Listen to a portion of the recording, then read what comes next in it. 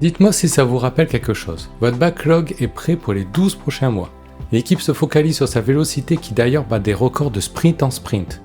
Vous venez d'annoncer 30 nouvelles fonctionnalités livrées dans le dernier comité de direction. Bref, toutes les métriques sont au vert. Et pourtant, pendant que vous comptez vos fonctionnalités, vos clients comptent leurs frustrations. Pire, certains indicateurs business baissent depuis un certain temps. Le vrai problème, vous optimisez la machine à délivrer, pas l'impact généré. Vous mesurez l'activité, pas le réel changement dans la vie des utilisateurs. Mais les réponses sont déjà là, dans vos tickets de support ignorés, chez vos commerciaux exclus après la vente, auprès de vos clients, dans les bugs qui traînent dans votre backlog. Avec Odd, nous avons le plaisir d'interviewer Nicolas Capello pendant l'Agito Montpellier. Nicolas, cofondateur d'Equileague, expert en ligne et transformation produit, a cette capacité rare de reconnecter les équipes IT à ce qui compte vraiment, l'impact. Dans cette interview, découvrez les 3 signaux qui prouvent que vous êtes dans une usine à fonctionnalité et les conseils pour en sortir. L'image du tabouret à 3 pieds sur les dimensions essentielles de l'impact de votre produit, les questions autour des murs pour rendre visible ce qui est important pour votre roadmap, et pourquoi le manager a un rôle clé, comme traducteur entre les mondes. Nicolas, quels signaux montrent qu'on est tombé dans le piège de l'usine à fonctionnalité ? Plusieurs signaux se produisent. Le premier, quand on est auprès des équipes, des backlogs extrêmement longs. C'est-à-dire qu'on va avoir des backlogs qui ont 6 mois, 7 mois, 8 mois, 1 an, 2 ans, affinés ou pas. Ça veut dire que déjà on est en train de projeter plein de trucs, sans pour autant savoir si on va l'atteindre, si ça a du sens ou pas. Le deuxième signal assez important aussi, c'est que lorsqu'on se concentre sur l'équipe et ce qu'elle produit à la fin de chaque itération, elle est très concentrée sur sa vélocité et des éléments très techniques. Alors j'ai fait tant de points, j'ai fait ci, j'ai fait ça, mais ne se pose pas la question de qu'est-ce que j'ai résolu pour le client, pourquoi ça sert, à quoi ça sert. Elles ne savent pas répondre, mais elles sont très focalisées sur des métriques de performance, mais qui sont toutes très techniques et très éloignées du client. Autre élément qui moi me surprend toujours et qui m'envoie un signal assez négatif sur ces aspects-là, c'est la position du management. Mais quand il commence à compter le nombre de fonctionnalités et dire voilà, ça a été cool, on a fait une super prod, on a produit 30 fonctionnalités. Ok, je suis ravi pour toi. Voilà, ça c'est des signaux pour moi assez importants et visibles parce qu'on montre qu'on est focalisé sur la machine qui produit plus ce qui sort en sortie, ex fabrica. Merci. Et du coup, pour toi, quelle place devraient avoir les émotions, l'expérience client dans une roadmap ? Je pense qu'elle devrait être majeure en fait. Je pense que tout devrait partir de là. Parce que tout ce qu'on est en train de faire, que ce soit du produit, du service, c'est toujours pour changer la vie de quelqu'un en bout de chaîne. Et toujours pour corriger un problème ou lui donner une meilleure appréciation des choses. Donc la gestion des émotions, elle est juste primordiale. Sinon, on serait des robots. Donc dans les roadmaps, la notion de valeur, la notion d'émotion, de ressenti doit avoir une position fondamentale. Parce qu'en fait, on fait ça pour d'autres êtres humains. Et en tant qu'être humain, on a des émotions, des relations, et ça doit nous servir à les activer en fait. Comme en vente, c'est exactement pour moi le même sujet. On n'achète pas un produit pour ce qu'il est, on achète pour l'émotion qu'il va nous procurer. Et pour le futur potentiel qu'il va nous procurer. Et ce futur potentiel, il n'est pas pécunier, il n'est pas tout ça. Et c'est souvent chargé d'enjeux sociétaux, sociaux, pratiques et émotionnels aussi. Du coup, est-ce que la roadmap, c'est un des piliers qui aide à sortir de ce piège ? Je pense que la roadmap, c'est avant tout, ça sert à la discussion. Okay. Je pense que la roadmap peut être un sujet de discussion en tant que tel. C'est-à-dire avoir quelque chose d'écrit qui permet aux gens de parler et de se dire, ok, là, on pense être aligné sur ça, à quoi ça sert ? Et finalement, en bout de chaîne, ça règle quel problème ? Donc pour moi, c'est juste un vecteur de communication. Et à un moment donné, montrer un alignement sur un collectif, sur ce qui est le plus prioritaire à faire maintenant, pour changer la vie de qui et résoudre quel problème. Donc je le vois, moi, la roadmap, je vois ça juste comme un artefact, entre guillemets, pas factice, mais qui a qu'un poids limité, parce que le plus important, c'est pas la roadmap, c'est la nature des discussions qui s'opèrent entre chaque individu, qui soit en amont, pendant ou en aval du processus de réalisation. Ok, et du coup, comment on peut être sûr qu'on résout un problème utilisateur ? En allant le voir. J'ai pas de meilleure solution, il faut aller sur le terrain. Trop souvent, les problèmes que l'on voit, c'est qu'en fait, on est très éloigné du client, très éloigné. Et ce qui est assez paradoxal, c'est que ça fait 25 ans qu'on parle d'agile, le lean, ça date d'encore plus loin. Et dans les premiers éléments, on dit être le plus proche possible du client et si ce n'est colocalisé. Les clients ne sont même pas dans les démonstrations. Quand on dit il faut aller sur le terrain, il faut aller voir le client, c'est l'équipe de dev qui doit aller sur le terrain et voir le client. Tout le monde.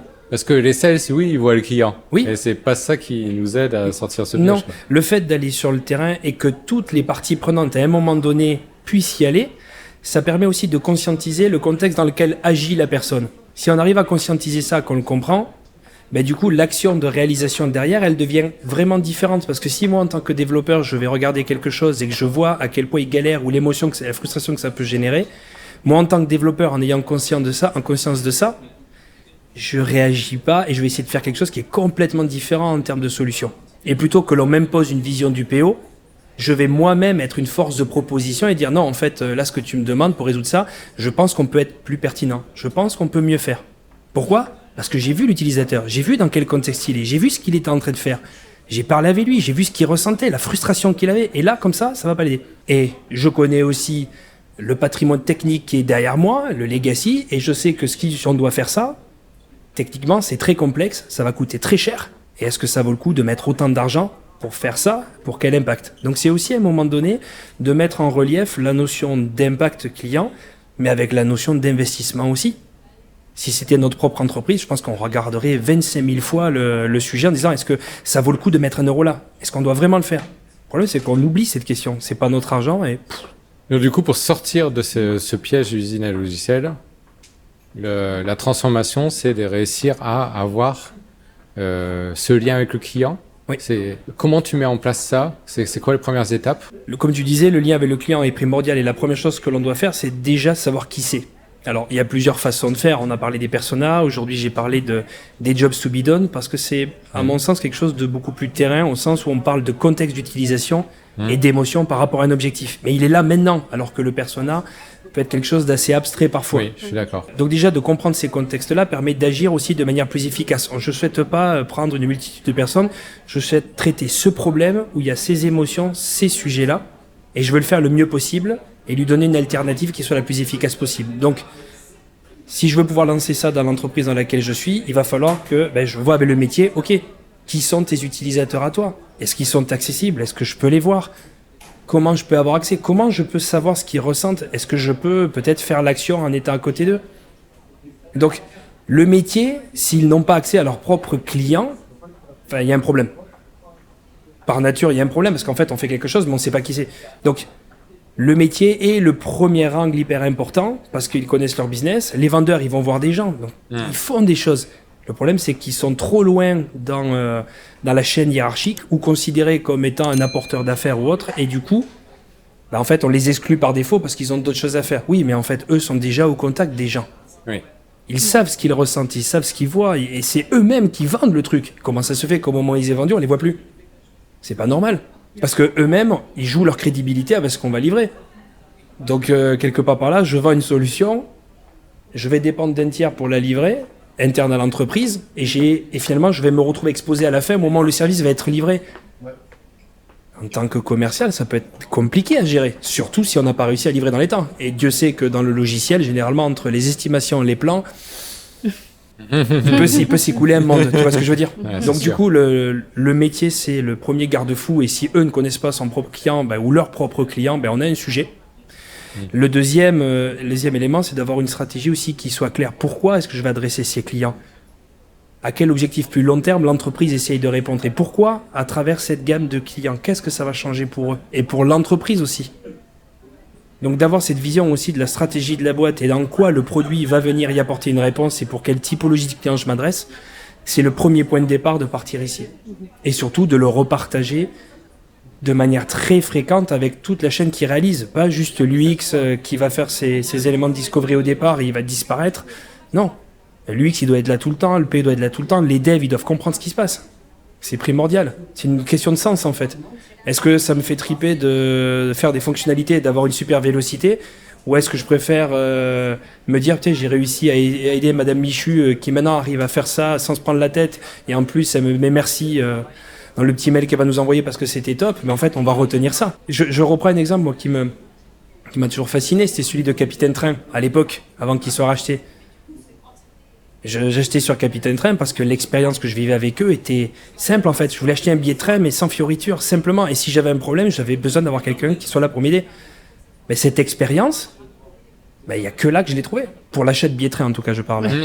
vous voyez ce que je veux dire. C'est-à-dire qu'à un moment donné, mon problème c'est que je veux acheter un billet de train le moins cher possible et je veux pouvoir choisir ma place hyper simplement. Et si j'ai un problème avec mon billet, je veux pouvoir appeler quelqu'un et que quelqu'un me réponde, soit aimable et me propose des solutions.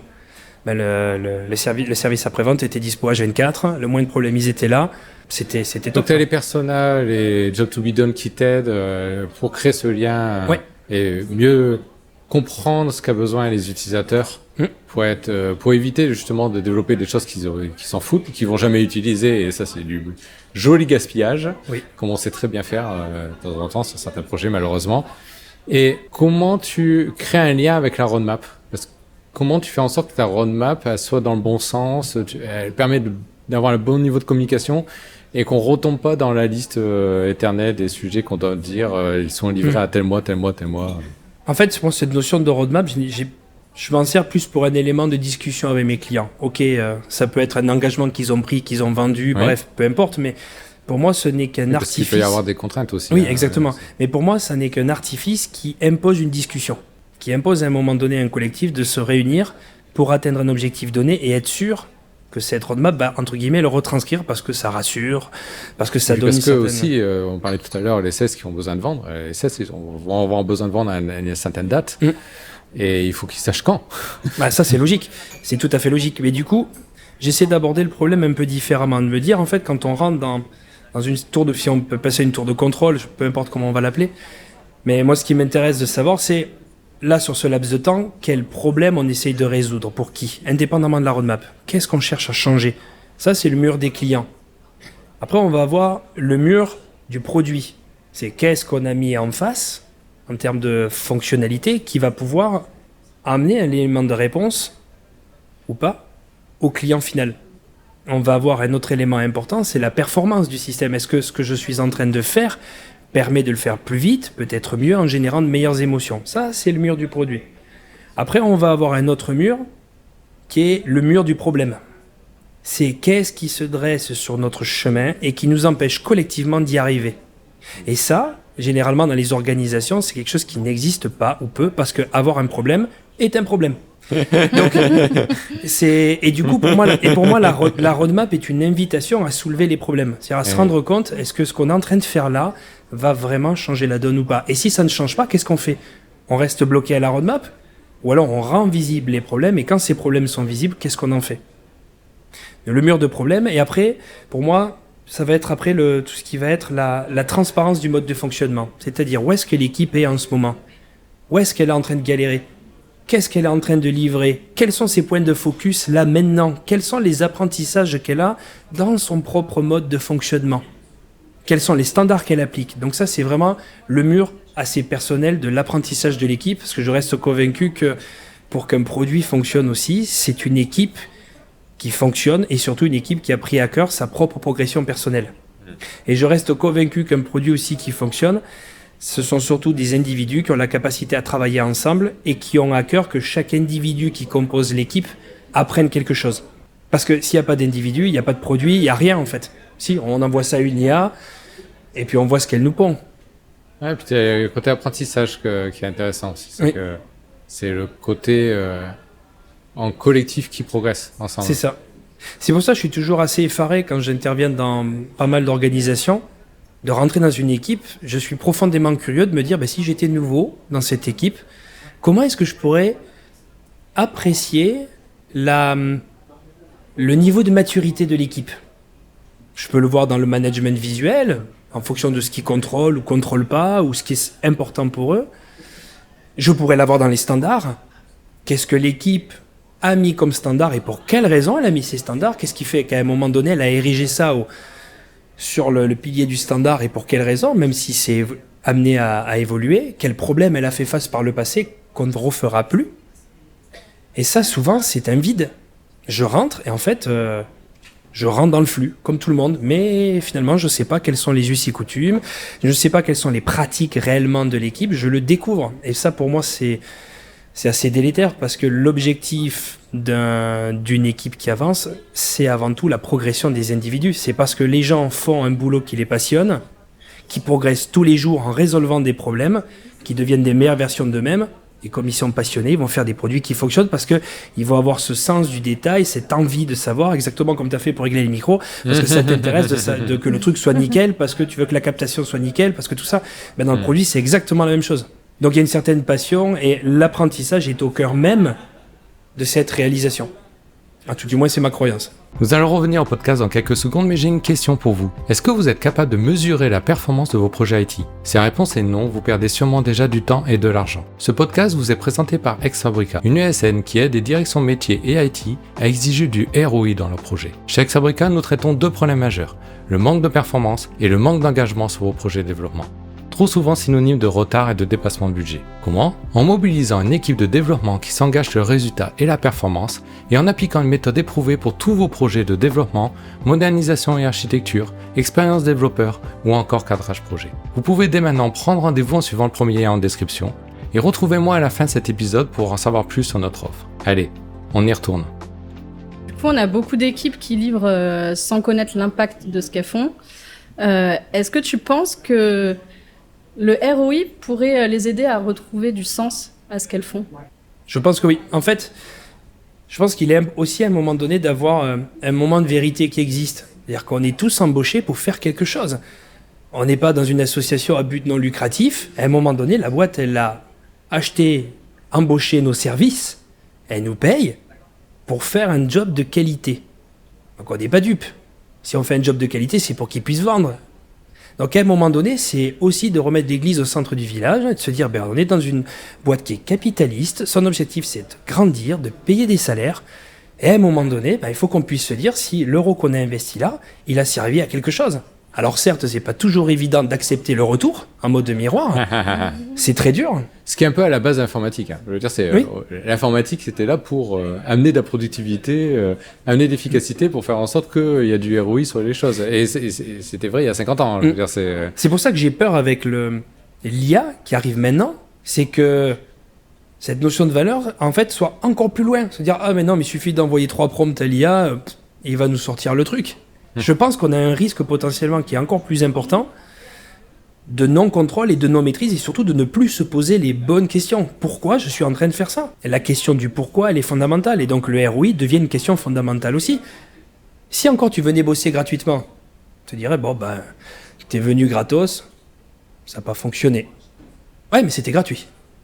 Il fallait pas s'attendre à plus. Mais à partir du moment où on commence à te rémunérer, il est légitime de se dire, en fait, est-ce que le rapport que j'ai à la valeur est le bon ? Dans un épisode de On part en prod, on a fait venir Fabrice Desmazeri et il parle, lui, de double impact, en fait. Et on retombe sur les 2 sujets que tu as soulevés. C'est-à-dire d'essayer d'avoir de l'impact pour l'utilisateur, c'est-à-dire cette expérience utilisateur, comment on a des utilisateurs qui sont super contents, etc., et qui adoptent le produit et faire les fonctionnalités qu'ils ont besoin. Et l'autre impact, c'est l'impact financier pour l'entreprise, pour en sorte de vérifier que l'entreprise gagne de l'argent.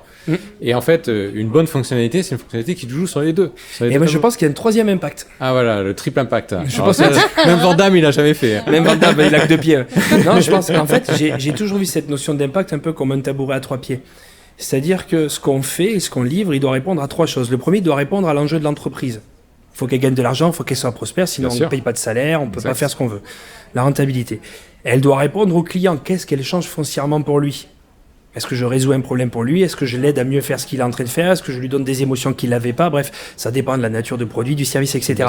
Mais je pense qu'il y a un 3e pilier et qui est lié à l'apprentissage, c'est est-ce que les personnes qui ont réalisé ce produit, qu'ils soient chez moi ou via l'aide que peut fournir un client, quelle est l'expérience qu'on vit nous-mêmes avec ce qu'on est en train de faire ? Quel est le degré de passion et d'apprentissage qu'on est en train d'apprendre ? Donc quand on réalise un produit, il faut... des valeurs, de la vision, etc. C'est parce qu'en fait, c'est un groupement d'humains qui travaillent pour une boîte. Si on fait un truc qui a de l'impact, qui rapporte de l'argent à l'entreprise, mais on souffre tous parce que le management est terrible, je suis pas sûr qu'on a envie d'aller bosser dans cette boîte. Donc une vision, un objectif, une stratégie claire, ça suffit pas. Non. Il faut un peu plus. C'est ça. Et je pense que la collaboration et la perception et le positionnement de chaque individu dans sa propre équipe est fondamental aussi. On doit retrouver une notion de plaisir au travail. Et cette notion de plaisir, elle passe par le sens, ce qu'on fait pour les clients, pour l'entreprise, mais elle passe aussi par une logique d'apprentissage personnel. Comme les enfants, il faut qu'on redevienne comme des enfants quand ils s'émerveillent de découvrir quelque chose. Comment nous, en tant qu'adultes, on peut s'émerveiller de redécouvrir des choses dans notre métier qu'on avait oubliées ou sur lesquelles on prêtait peut-être pas d'attention. Faut pas oublier aussi qu'on a choisi ce métier parce qu'on voulait changer le monde. Donc c'est ça C'est qu'il faut vrai. qu'on arrive à retrouver. C'est vrai. Non, C'est moi, vrai. je suis convaincu que dans tous les gens qui sont dans l'IT, à un moment donné, ils sont là parce qu'ils se sont rendus compte qu'à leur échelle, ils étaient capables de mesurer ce qu'ils font et l'impact chez les gens et donc à quel point ils changent un petit peu le monde. Mais complètement. Et alors qu'il y a certains métiers, c'est plus difficile de savoir à quel point tu changes le monde. Ben, c'est ça. Et d'autant plus qu'en tant que développeur, je vois pas où est la passion quand on vient t'expliquer, voilà, c'est ce qu'il faut dérouler dans le backlog, vas-y Roger, déroule. Et tu dis à la fin, ouais, super, j'ai fait 13 fonctionnalités. Ah, ça m'a fait vraiment rêver, quoi. Mais ça fait rêver personne. Ou alors, on n'est pas câblé pareil. Donc, et je pense que cette notion de plaisir au travail passe par apprendre, passe par faire des bêtises, passe par le droit à l'erreur, et le fait qu'avoir des problèmes est la meilleure bénédiction que vous puissiez avoir problème interne à l'entreprise, mais problème que produit l'entreprise vis-à-vis du reste de l'écosystème. On en parlait d'ailleurs aujourd'hui pendant ma conférence sur les services clients. Les services clients, on le voit ça toujours comme le pansement sur une jambe de bois. Bon, allez, on déporte ça à des centres. Alors que c'est l'occasion de faire la différence. Oui, c'est Justement parce que à un moment donné, tu peux transformer un client qui est pas content en un client content. Mais c'est ça. Et t'as pas toujours l'occasion de faire ça, en Non. fait. Hein. Et en fait, on le prend ça comme un boulot extrêmement dégradant, alors qu'en fait, si je fais la métaphore avec quelqu'un du monde réel, c'est comme si un étranger t'invitait à rentrer chez lui. Tu passes devant et il dit j'ai un problème, viens, vas-y, rentre, je t'offre le café. Mais et vous me posez la question tout à l'heure, comment on fait pour aller voir les clients? Mais en fait, ils sont déjà là. On les écoute pas. Donc on a des gens qui ont déjà des problèmes, ils sont là, ils ont envie de nous parler, ils ont fait la démarche personnelle de venir, d'exprimer leurs problèmes, plus ou moins bien, mais ils ont fait. C'est un appel à l'aide. Si vous voyez quelqu'un se noyer, vous allez faire quelque chose. Ben, c'est des appels à la noyade qu'ils sont en train de lancer. Ben, du coup, c'est un excellent moyen d'aller s'intéresser à eux et là, de leur poser toutes ces questions. Les services clients sont une mine d'or de connaissances clients qui sont sous-exploitées. Et c'est pas comme si on avait un exemple du marché où quand on traite, on met service client en premier devant tout le reste, ça avait des conséquences de dingue. C'est exactement ça. Donc le service client, ben, en fait, développe une connaissance extrêmement fine et c'est ça qui doit venir nourrir les stratégies. C'est qu'est-ce qui est en train de se passer dans les opérations. On regarde la vision d'entreprise. Qu'est-ce qu'on est en train d'observer? C'est quoi les signaux faibles qui nous permettent de dire, ben, en fait, là, on n'est pas en train de prendre la bonne direction. Quand je vois des équipes développer des nouvelles fonctionnalités plutôt que corriger des bugs qui sont arrivés en production, mais c'est terrible. Je trouve ça terrible. Non mais le bug de backlog, je comprends pas le concept. Moi, Le bug qui traîne dans le backlog, ça me rend fou. Et ça, je me bats avec des managers, je me bats avec des équipes pour dire, en fait, pour moi, la notion de problème, quand on la regarde un peu froidement et dans les approches un peu tradies, on a ces fameuses criticités. Est-ce que ça fait tomber la prod? Est-ce que ça fait tomber tel truc? Et donc, il y a des bugs, des fois, de criticité très lointaine. On se dit, bon, c'est loin, c'est pas critique, on s'en fout. Ouais, mais en fait, si des milliers de gens vivent ce petit truc, le caillou dans la chaussure, en fait, trouve la chaussure. De toute façon, soit c'est un bug qui impacte des gens, soit c'est un bug qui impacte personne, et donc la fonctionnalité, il faut la brûler. Je veux dire, ça sert à rien de garder une fonctionnalité zombie sur laquelle il n'y a pas de bug si personne l'utilise. C'est ça, et c'est pour ça que je pense que le Lean revient un peu aux fondamentaux de ces aspects-là. C'est à partir du moment où vous détectez un bug chez le client, c'est déjà trop tard. Si vous avez grignoté votre image de marque, vous avez sacrifié quelque chose que le client a vu. Donc ça devrait devenir votre priorité numéro 1. Si un bug se propage en production et qu'il est visible du client, la première chose que vous devez faire, c'est le supprimer, qu'il soit gros ou petit. L'expérience utilisateur ne doit pas être sacrifiée. Parce qu'en fait, en sacrifiant ça, plus ça, mais en fait, on crée de la dette, on change rien, et finalement, on prend l'utilisateur pour un idiot. Ouais, mais ça t'embête. Mais nous, on sait. Ça t'embête pas autant que tu l'imagines. Bah tais-toi, c'est moi le client. Si je te dis que ça m'embête, ça m'embête. Non, mais on a une certaine tendance, lorsque c'est purement occidental, à se mettre à la place des autres et dire, bah, ils pensent ça, bon, ça va, c'est juste rien, le bouton il marche pas trop. En fait, tu n'es pas le client. Tu n'es pas en train de faire le service. Tu n'es pas en train de savoir ce qu'il vit vraiment. Tu sais pas ce qui se passe autour de lui. Et s'il faut ça, cette frustration, bah, il peut te générer un nombre de problèmes incalculables. Quand on sait qu'une personne qui vit une mauvaise expérience va en parler à 10 personnes et une personne qui vit une expérience fabuleuse va en parler à 2, tu sais que ta confiance, elle se gagne en gouttes et se perd en litres. Donc à un moment donné, il faut faire les bons choix. Il faut faire les bons choix. Et ça, il faut que ça soit la responsabilité de tout le monde, y compris celui qui est en train de développer, qui met en prod. Il a le même pouvoir que les autres, le même. Et le même droit à se poser les bonnes questions. C'est mon avis. C'est le sujet du jour, c'est d'avoir ton avis. C'est ça. Et est-ce que tu as un exemple où une équipe a réussi à sortir du cycle d'usine à fonctionnalité? Alors, laisse-moi réfléchir. Ça n'existe pas, soit tu y es, soit tu y es pas. Ouais, non, c'est vrai, c'est comme... En fait, je vois sortir de l'usine, non, parce que généralement, ce qui se passe, c'est que pour en sortir, le management doit prendre conscience d'un certain nombre de choses. En fait, ce n'est pas que à la main de l'équipe. Typiquement, quand il y a un engagement où on doit tenir un périmètre dans un délai donné, etc., on sait qu'à un moment donné, la qualité, elle va être sacrifiée, on le sait. Maintenant, quand on commence à se poser les questions du pourquoi et de l'investissement, en fait, on va commencer à remonter voir nos chefs. On va commencer à leur dire, écoute, on n'est plus trop sûr que ce qu'on est en train de faire va vraiment générer l'argent. On commence à douter, etc. Et donc, le premier maillon qui freine, c'est pas l'équipe, c'est le management. Un peu comme nos hommes politiques. À un moment donné, c'est le courage politique d'assumer le fait que la situation ne soit pas à l'endroit où on souhaiterait qu'elle soit. Donc toi, tu as vu des équipes qui arrivaient à essayer d'affronter cette problématique-là. Est-ce que tu as vu des choses qui ont pu être bougées? Ils ont réussi à faire bouger des lignes au niveau du management? Est-ce qu'il y a des choses qui se tentent? C'est quoi l'approche? Une des approches, déjà, c'est d'avoir un soutien au niveau du management. C'est-à-dire quelqu'un qui va être capable de mouiller la chemise avec vous. Okay. Qui va se dire, ben, en fait, je vous crois. Convaincre un relais. Convaincre. Sauf que il y a deux mondes, en fait. Tout ce qui se passe au-dessus, au niveau du management et les préoccupations opérationnelles, c'est deux mondes qui soient assez différents. Ils ne parlent pas le même langage. Donc, quand on va remonter au niveau du management, ben, comment on parle leur langage? Leur dire que oui, il y a un problème de prod, que là, il va falloir mettre tel techno, qu'il va falloir revoir l'archi, ou alors que, attention, on avait zappé que tel besoin était là et on n'y a pas répondu. Enfin, ça, c'est très terre à terre. Eux, ce qu'ils voient, c'est pas ça. Ils sont sur d'autres considérations qui ne sont pas dans le même monde.